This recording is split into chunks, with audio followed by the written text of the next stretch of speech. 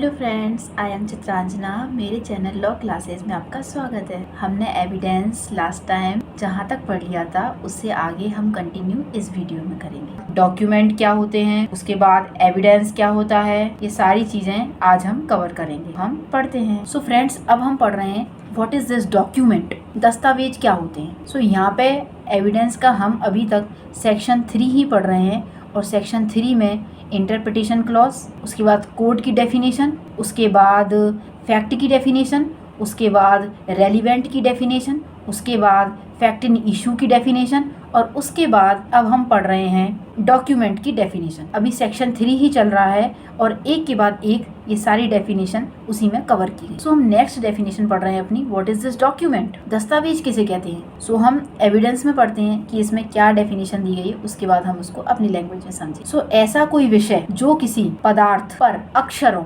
अंकों, चिन्हों के साधन द्वारा या उनमें से एक से अधिक साधनों द्वारा अभिव्यक्त या वर्णित किया जाता है, उस विषय के अभिलेखन के प्रयोजन से उपयोग किए जाने को आशायित हो या उपयोग किया जा सके। ये डेफिनेशन तो एविडेंस एक्ट में दी हुई है। अब हम इसे समझेंगे कि डॉक्यूमेंट के अंतर्गत क्या क्या आता है। सबसे पहले हम इसको कनेक्ट करेंगे आईपीसी से। सो आईपीसी में डॉक्यूमेंट की डेफिनेशन कहाँ पर दी गई है, सेक्शन 29 में। उसके बाद वहाँ पर भी कुछ ऐसा ही है, लेकिन यहाँ पर एविडेंस एक्ट में हम डेफिनेशन पढ़ेंगे डॉक्यूमेंट की। कोई ऐसा विषय है, अब उस विषय के अंतर्गत आ जाता है पदार्थ। अब किसी पदार्थ पर कोई बात लिखी है अक्षरों के द्वारा, कोई अंक बने हुए हैं, कोई चिन्ह बने हुए हैं, किसी साधन द्वारा बोला गया है कि ये जो बातें मैंने बताई हैं इनमें से एक या एक से अधिक साधनों द्वारा वहाँ पर अभिव्यक्त किया गया है या वर्णित किया गया है, यानी कि कुछ एक्सप्रेसली लिखा गया है या फिर उसका वर्णन किया गया है। इंग्लिश में हम समझेंगे तो उसको एक्सप्रेस किया गया है या डिस्क्राइब किया गया है। उसके बाद फिगर्स बनाए गए हैं, मार्क्स बनाए गए हैं और उस विषय के बारे में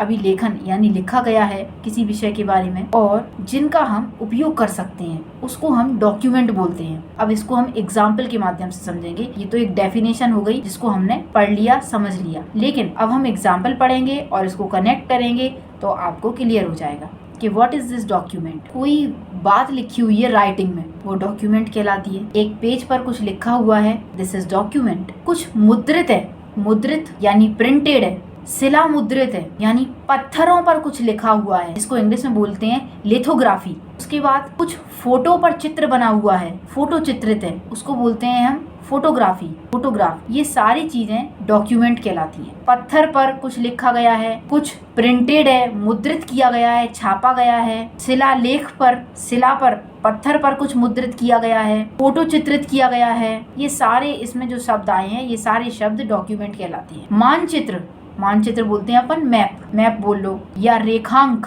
मैप बोल लो, प्लान बोल लो, कोई प्लान बनाया गया है, कुछ रेखांक किया गया है, ये भी डॉक्यूमेंट कहलाता है। कोई धातु पट, अब ये धातु पट क्या होता है, कोई धातु पट यानी किसी धातु के माध्यम से कुछ लिखा है, इसको बोलते हैं इंस्क्रिप्शन। कुछ शिला पर उत्कीर्ण किया गया है, शिला यानी पत्थर, पत्थर पर उत्कीर्ण किया गया है। आप देखते नहीं हो, हम गुफाओं में जाए, भीमबेटका की गुफा या कहीं ऐसी जगह चले जाएं जहाँ पर पत्थरों पर चित्रकारी बनी हुई होती है, एक खास प्रकार की कुछ चीजें लिखी होती हैं, वो सारी डॉक्यूमेंट में कलेक्ट होंगी। अगर कोई व्यक्ति उनका एविडेंस कोर्ट में देना चाहता है तो दे सकता है। कोर्ट का कोई व्यक्ति वहाँ पे जाके इंस्पेक्शन कराएगा और देखाएगा और बताएगा कि हाँ वो एक इसी प्रकार के एक स्पेशल पत्थर से बना हुआ मंदिर है जिस पर इस प्रकार का लेख लिखा हुआ है, तो इसको हम डॉक्यूमेंट बोलते हैं। ठीक है।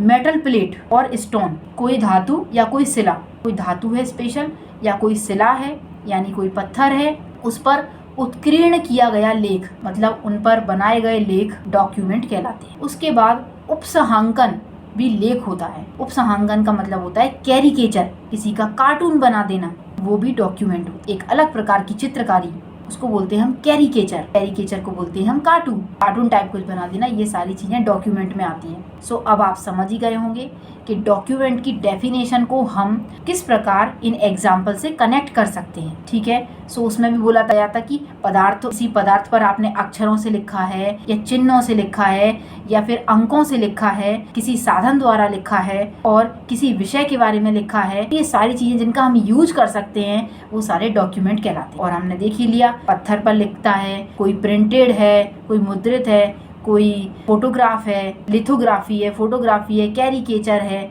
धातु पे लिखा है, शिला पे लिखा है, ये सारी चीजें डॉक्यूमेंट कहलाती according to section 3 of evidence act. So हमारी डॉक्यूमेंट की जो डेफिनेशन है वो कंप्लीट हो। इससे रिलेटेड अगर कोई और भी चीजें होंगी तो मैं आपको बताने की पूरी कोशिश करूंगी। अच्छा, अभी हमने डॉक्यूमेंट के बारे में समझा है, तो यहाँ पर ये डॉक्यूमेंट जो है वो क्या है, एक तरीके का एविडेंस है, डॉक्यूमेंट्री एविडेंस है जिसकी हम यहाँ बात कर रहे हैं। तो हम और भी प्रकार के जो एविडेंस होते हैं उनको भी थोड़ा सा समझ सकते हैं, थोड़ा थोड़ा आगे हम उन्हें विस्तृत तरीके से पढ़ेंगे। अभी हमने डॉक्यूमेंट की डेफिनेशन पढ़ी है, तो डॉक्यूमेंट अपने आप में एक एविडेंस है, डॉक्यूमेंट्री एविडेंस बोलते हैं जिसको। तो हम और एविडेंस के बारे में समझ सकते हैं, जैसे कि डॉक्यूमेंट्री एविडेंस जो होता है वो क्या है, वो एक प्रत्यक्ष साक्ष्य है, वो एक बेस्ट एविडेंस होता है। हम कोई भी कोर्ट में एविडेंस पेश करते हैं, अगर हम डॉक्यूमेंट में पेश करते हैं तो डॉक्यूमेंट अपने आप में एक बेस्ट एविडेंस होता है। उसके बाद परिस्थितिजन्य साक्ष्य भी होते हैं, यानी कि सर्कमस्टेंशियल एविडेंस, जो उस सिचुएशन पे उस टाइम घटित हुए हों। जैसे कि एग्जाम्पल है आरूसी हत्याकांड। कोई व्यक्ति अगर वहाँ पर जाता और वहाँ पर देखता तो पाता कि परिस्थितियों के अनुसार वहाँ पे क्या क्या घटित हुआ है, इससे वो अनुमान लगा पाता, तो उसको बोलते हैं हम परिस्थितिजन्य साक्ष्य। इसमें किसी व्यक्ति को साक्ष्य देने की जरूरत नहीं होती, इसमें एक लैटिन टर्म से कनेक्ट होती है, रेस इप्सा लिक्विटर, यानी घटना स्वयं प्रमाणित। घटना अपने आप स्वयं प्रमाण दे रही होती है कि वो घटना घटी है, हमें किसी से जानने की जरूरत नहीं होती। हम कहीं पर जाते हैं, कोई बंद कमरा है, हमने उसको खोला और देखा वहाँ पर ब्लड डला हुआ है या आग लगी हुई है, तो माचिस जली हुई है, केरोसिन डला हुआ है, कोई चीज़ जली हुई, हम अपने आप अनुमान लगा लेंगे कि ये घटना कैसे घटित हुई, सारे एविडेंस हमें मिल जाएंगे, तो उसको बोलते हैं हम सर्कमस्टेंशियल एविडेंस।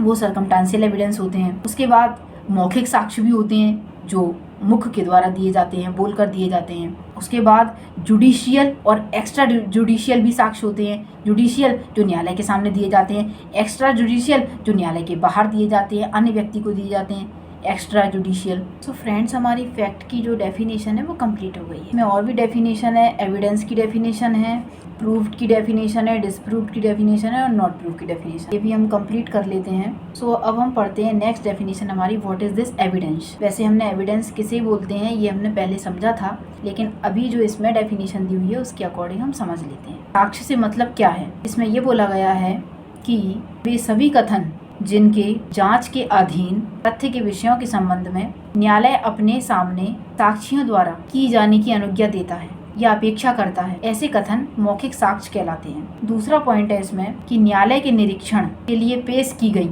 ऐसी दस्तावेजें जिसके अंतर्गत इलेक्ट्रॉनिक अभिलेख भी आता है। अब ऐसी दस्तावेजें दस्तावेजी साक्ष्य कहलाती है। तो देखिए, इसमें दो प्रकार के साक्ष्य बताए हैं, एक मौखिक साक्ष्य, एक दस्तावेजी साक्ष्य। मौखिक साक्ष्य में क्या आता है और दस्तावेजी साक्ष्य में क्या आता है, उसी को हम एविडेंस बोलते हैं अकॉर्डिंग टू एविडेंस एक्ट। उसके अनुसार हमने जो डेफिनेशन समझी थी कि हमसे अगर कोई पूछे तो हम क्या डेफिनेशन बताएंगे, क्योंकि एविडेंस एक्ट में एग्जैक्टली डेफिनेशन नहीं दी गई है कि व्हाट इज दिस एविडेंस। उसमें ये बताया गया है कि एविडेंस एक्ट के अंतर्गत साक्ष्य कौन से देंगे, मौखिक साक्ष्य और दस्तावेजी साक्ष्य, उनके बारे में बताया गया। लेकिन हमने जो डेफिनेशन पढ़ी थी तो वो ये थी कि कोई भी तथ्य जिसमें प्रमाणकारी बल हो एविडेंस कहलाता है। यानी कोई भी ऐसा फैक्ट जिसे हम प्रमाणित कर सकते हैं कोर्ट में, जिसमें प्रमाणकारी बल है, उसको हम एविडेंस कहते हैं सामान्य जी के अनुसार। अब हम कोर्ट में जाकर कोई भी एविडेंस अपने मुख से देते हैं, यानी बोल कर देते हैं, तो हम उसे मौखिक साक्ष्य बोलते हैं। अब ये हम आगे पढ़ेंगे, तो आगे एविडेंस एक्ट में सेक्शन 119 में ये डिफाइन किया है। और न्यायालय के निरीक्षण के लिए जो पेश किए जाते हैं उन्हें दस्तावेजी साक्ष्य बोलते हैं। जो न्यायालय जाके देख सके, निरीक्षण कर सके, पता कर सके, उन्हें दस्तावेजी साक्ष्य बोलते हैं। तो इसमें जो डेफिनेशन दी हुई है कि साक्ष्य से मतलब क्या है, यानी एविडेंस से मतलब क्या है। एविडेंस से मतलब क्या है कि हम एविडेंस में क्या दे सकते हैं, तो हम दो प्रकार के साक्ष्य दे सकते हैं। सबसे पहला होता है मौखिक साक्ष्य। तो इसमें वो स्टेटमेंट आ जाते हैं जो तथ्य के विषय हैं उनसे संबंध में न्यायालय यानी कोर्ट अपने सामने साक्षियों के द्वारा उनको किए जाने की अनुज्ञा देता है या उनसे अपेक्षा करता है, तो ऐसे साक्ष्य मौखिक साक्ष्य कहलाते हैं। यानी कि ऐसे स्टेटमेंट जो किसी व्यक्ति के द्वारा दिए जाएं किसी तथ्य के संबंध में, न्यायालय उन व्यक्तियों को यह अनुज्ञा देता है कि आप कोर्ट में आइए और हमारे सामने वो स्टेटमेंट दीजिए, उनको हम मौखिक साक्ष्य बोलते हैं। दूसरा इसमें ये कहा गया है कि न्यायालय के निरीक्षण के लिए पेश की गई सब दस्तावेजें जिसके अंतर्गत इलेक्ट्रॉनिक रिकॉर्ड भी आता है, तो वो दस्तावेजी साक्ष्य कहलाती हैं। यानी इलेक्ट्रॉनिक रिकॉर्ड कौन? तो इलेक्ट्रॉनिक रिकॉर्ड सूचना प्रौद्योगिकी अधिनियम 2000 के द्वारा जो भी इलेक्ट्रॉनिक चीजें हैं आईटी एक्ट के अकॉर्डिंग, वो सारे रिकॉर्ड भी, इलेक्ट्रॉनिक रिकॉर्ड भी डॉक्यूमेंट्री एविडेंस के अंतर्गत आ जाएंगे और हम मौखिक साक्ष्य और दस्तावेजी साक्ष्य कोर्ट में पेश कर सकते हैं। इन्हीं को एविडेंस बोलते हैं according to section 3 of evidence. So evidence की डेफिनेशन के अकॉर्डिंग, इस एक्ट के अकॉर्डिंग इस डेफिनेशन को दिया गया है। सो इन्हीं को हम साक्ष्य बोलते हैं। ओके, सो हमारी साक्ष्य की डेफिनेशन कंप्लीट हो गई। Thank you so much for watching me, listening me.